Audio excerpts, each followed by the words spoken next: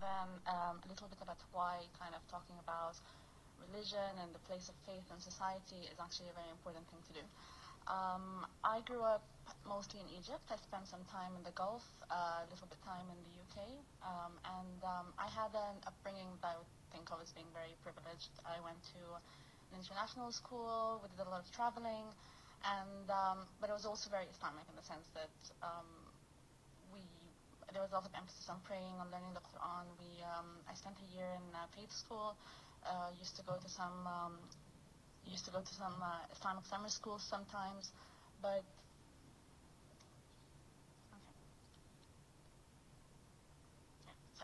and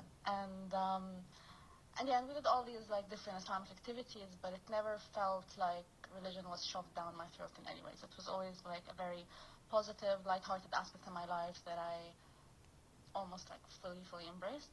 And the first key time I think with like religion, journey with religion was around the time when I was 12, and I felt like I wanted to be able to say that okay, I actually chose to be a Muslim. I wasn't just born into the religion. I wanted to kind of start reading more and learning more, and that's what I did. I developed a very like a particular interest in Islam, like a particular interest in Islam.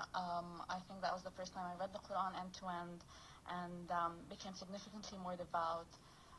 Started waking up, like for example, to pray the morning prayer, which is not something that my family really did, but I was taking all these like kind of extra steps to be to practice Islam properly. Were from different faiths, and I put on the headscarf around the same time as well. I think when I was 13, which is something that a lot of family members were actually against, because I was thought I was too young to be taking that decision, and I didn't really understand what I was doing. But even now, looking back, I think I was doing these things for the same reasons a lot of adults do them, is that it was the right thing to do in the eyes of God, and that's kind of the logically consistent way to live my life. So the other key time in my life probably was around 5 years later, when I moved from Egypt to the UK for university. And Islam at that time became a very strong identity. So the first friends I made at university were people I met in the prayer room, or people I met in the street because they looked like me. I could identify with them, and it was actually a very beautiful community. It's in New York, and it's just a very close, small community. People are very caring, and I quickly got involved with different things, with different activities, and because I was very enthusiastic about the idea of also discussing Islam and doing things with university societies, I got very involved with the Islamic Society. Definitely times during that phase when there was something building up. So I remember being on a dawah stall, and we're giving out copies of the Quran, and someone just stopped, said absolutely nothing, and just highlighted the verse about beating, and he walked off. And a lot of people got like a bit angry, but to me it just like made me feel very uncomfortable.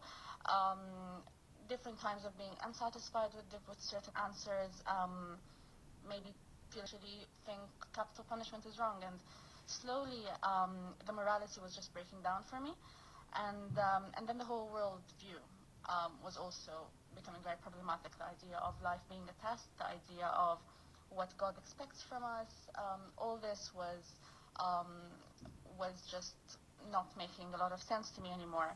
And I think one of the things we tend to talk about is how there is never really one breaking point. I can't be like, that was the breaking point, or like I can't say the chronological order by which things happened.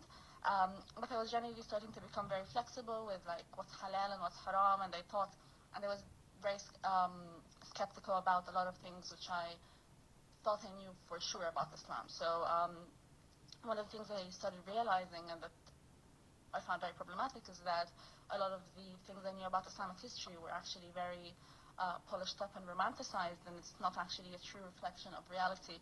And then I went back to some of the scientific miracles, and this was never a big thing for me, but seeing how some people were going out of their way and exaggerating certain things to make these arguments for Islam was one of the things just that made me question absolutely downloading the atheism tapes and watching them, and a lot of the stuff was, I started watching different documentaries, and a lot of the stuff was really resonating with me and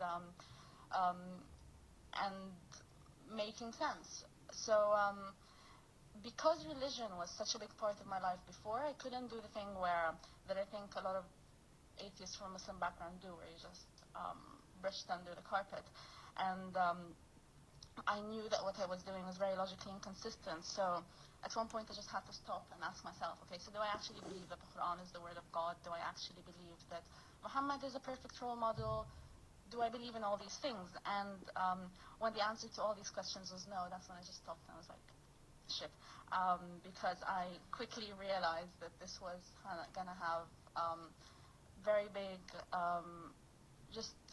implications to my life as someone who is a devout Muslim female, and they were and they still are. And I'm not going to go too much into like the whole kind of the different things with telling people, and people don't take it well, and your family and your friends and different when they were young and used to go, you'll get out of it, and all of this stuff is just, to me, is one of the biggest reasons why I just didn't feel like I could just become like another bad Muslim or someone who could be dismissed for not knowing what they're doing, because I think there are very, very real reasons why people become skeptical of religion, or why people ask certain questions, and